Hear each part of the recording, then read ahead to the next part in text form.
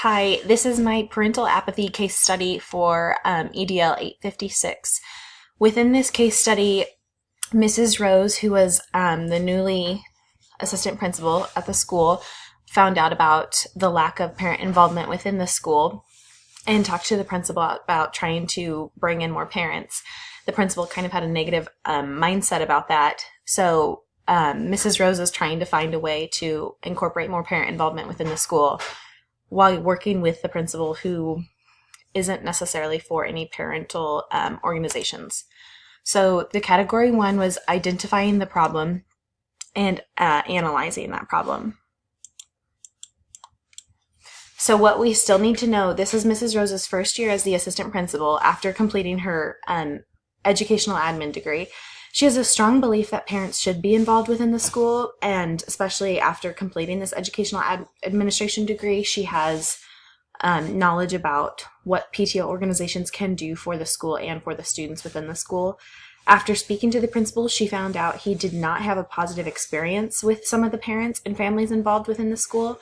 So now she's trying to get with him to try, and since there's been a gap in between the PTO meetings beforehand and trying to involve parents, she's trying to organize a meeting for parents now to see who would be involved and capable of helping out the students in the school. The scenario is the parent meeting was suggested with little notice and just a brief handout to parents to try and come when they can for their schedule. This meeting was held and only 8 parents showed up at the school. The principal was not thrilled about the meeting and for the turnout. He said that we should just forget about it. Mrs. Rose decided to go ahead and try and help increase the parent involvement within the school, so she went ahead and talked with the 8 parents that showed up, but once again, the principal has little or nothing to do with this because he's not, doesn't have a positive attitude with this. This third portion, so the principal has had negative experiences with organizing the parental groups in the past. His idea was that we'd have a parental advisory board for the school. He believes that this situation is better left alone than trying to recreate something that didn't work in the past. So he's trying to just avoid the increase in parent involvement, and Mrs. Rose's idea is that the principal should just try for a second attempt for a supposed parent advisory group. What we still need to know after this case study is what the school's means for communication is to parents and families. Does the school use a specific web page or app to communicate with parents about different things that are happening in the school and activities and what parental involvement could be used within the school? Are the teachers within the school in regular contact with families? So for instance, at our elementary school, we have all of us teachers have different means to communicate with parents and families. So this could be just emails, phone calls, or websites or apps. I know there's a Remind kind of app, there's Class Dojo that could be used, and those can communicate with parents via pictures. You can send newsletters on those. So we just kind of still need to see what the communication is for the school. And then what were the parent organizations like in the past? Once upon a time, did there used to be a PTA or PTO involved? Where did it head south? Why do we not have one now?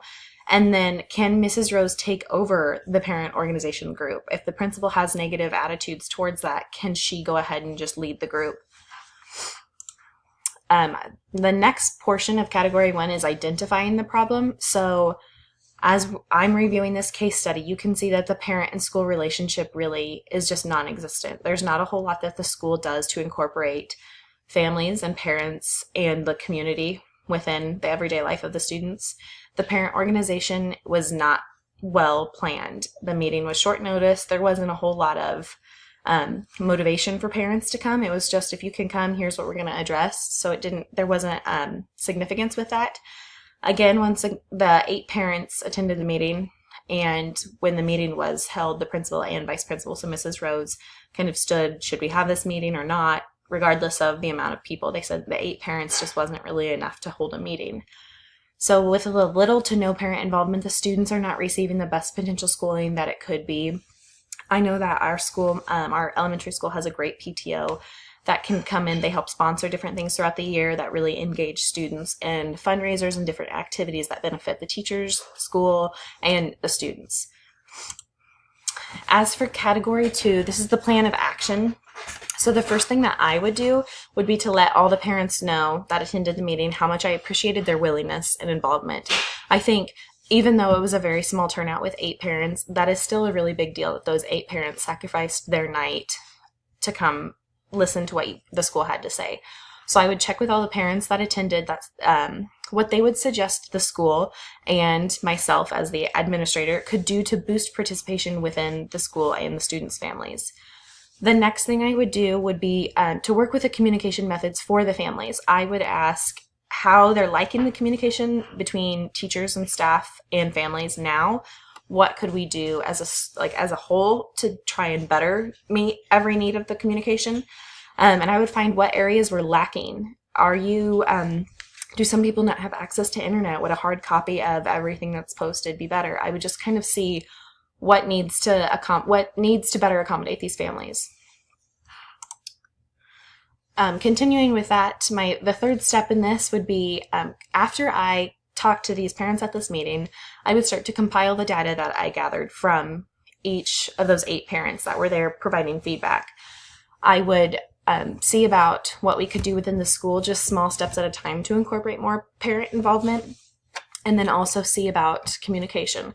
Where can we start now? That could be the communication portion of this could start as early as that next day. I could send something out to all staff saying weekly newsletters need to be turned in to the office so we can post them for parents to see, anything like that. I would also chat with my principal to propose those new communication methods and try and, for his mindset, I would just try and say, those 8 parents, they really offered a lot of input into the school and different things that we could do that were pretty easy fixes. So just try and get him more engaged with this, because his mindset is just kind of like, let's just not worry about it. We haven't had it thus far and we're not falling apart. I would also ask the principal, so it wasn't viewed like I was going behind his back, if I could go ahead and lead another parent meeting and start to be kind of the chairman of this parent group.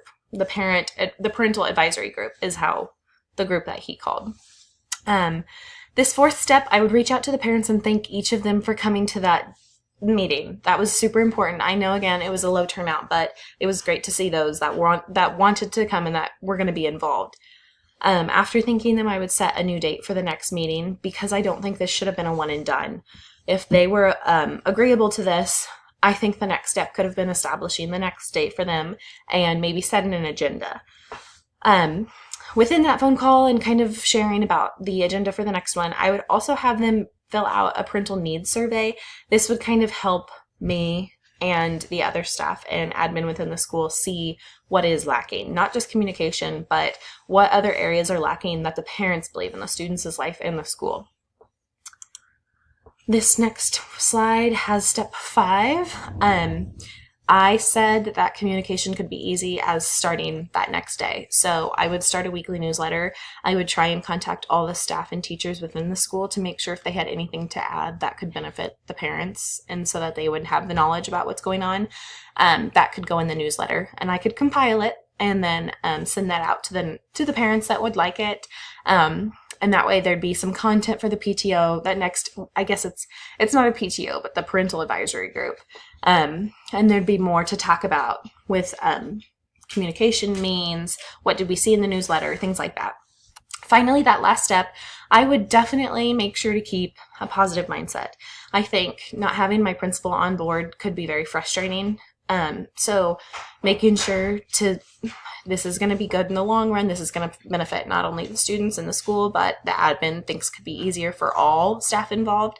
So keeping that mindset and knowing that it's not just going to be a quick fix. This is going to happen in time. So if you stay motivated and stay engaged, this will work out in the end.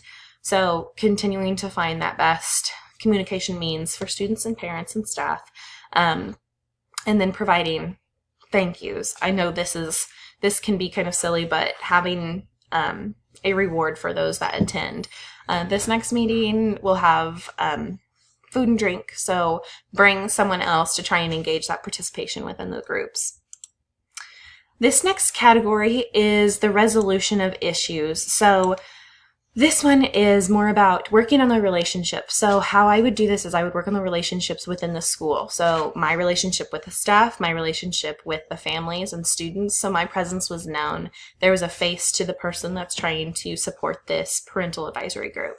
After that first meeting, I do think it's essential to have that positive attitude, because the parental advisory group will get better over time. The more planning and preparation that goes into this, the more success you'll see later on. Once again, a weekly newsletter would help boost the communication. I think if something like that was going out, more parents would see what's going on in their students' life, and they'd be more inclined to help out. Maybe come to one meeting to see what it's all about. And then that would also help involve more family members and parents. So including all the parental input for future decision making, such as the meeting times and means for communication, could also be something that could be resolved over that first meeting, talking with the principal. I definitely think incorporating more staff in these meetings would also benefit, because the parents would be seeing teachers of their students. So it wouldn't just be an administrator, it could be other staff members. In addition to the last slide, Mrs. Rose should also start to branch out with the coworkers. I know that from my own personal standpoint, the administrator is so busy throughout the day, especially if you're trying to tackle this kind of job, you'd kind of lose sight of your staff and your students. So maintaining that relationship with the teachers to try and incorporate them within those parent meetings so that you're bringing more familiar faces in. I think that would also help gain more attendance in these groups. With the increase in this involvement, it would be much easier to start interacting activities with students and parents, such as like our school does a carnival. So students bring their parents on this Saturday. There's a PTO working, so it's benefiting. All money raised goes to the PTO, which helps the school and the students later on. But there's fun activities for the students to partake in as well. This category 4 is the debriefing and reflecting portion of this case study. So I think it would have been very difficult to disagree with my principal, especially as my first year. I think it'd be hard to have differing opinions. So making sure to chat with him along the way so he knows I'm not stepping over any boundaries. I'm just trying to promote this group. It was hard to hear that the parent organization was non-existent in this school, because my own personal experience at my school, our PTO is wonderful. They do anything and everything they can to help the staff and students. So that's a little disheartening. And then after completing this degree, I would feel like it was my responsible to start increasing. If I just gained this knowledge from finishing my degree, I should be able to bring this into my school. This next slide, so that plan of action, I would be more excited, and I think I'd feel more innovative to bring ideas into this parental advisory group, and these meetings could help communicate with everyone to help find a common ground between the school and the home. One of the most important aspects is including building staff. I think relationships are key with the students and the parents and the family members. So having those relationships with the staff and then the administrators and community members would all help tie everything together, and again find that common ground and have a better overall well-being for all. This next portion is the unresolved issues. Is Mrs. Rose able to handle all the responsibilities of organizing a PTO?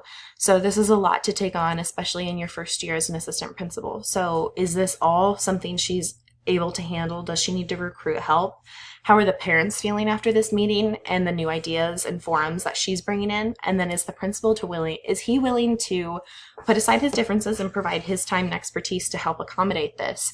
It's going to be much easier for the assistant principal if the principal's also supporting this. This next part is the component 1, which was promoting overall academic success. So incorporating more teacher involvement within this organization and adding communication would help benefit all students. When the parents are involved, I truly believe that students achieve higher than when the families have no tie to the schools. And then the PTO organization will take time, so having that positive mindset is essential for success. The component 2, the students need to have a relationship between the school and their home life. Their parents need to know what's going on. I strive to achieve a common ground with these parental advisory group meetings. So this brainstorming forum was focused on better school-wide communication and involvement.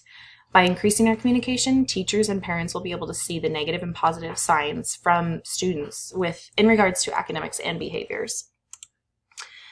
So by showing these signs of promoting parental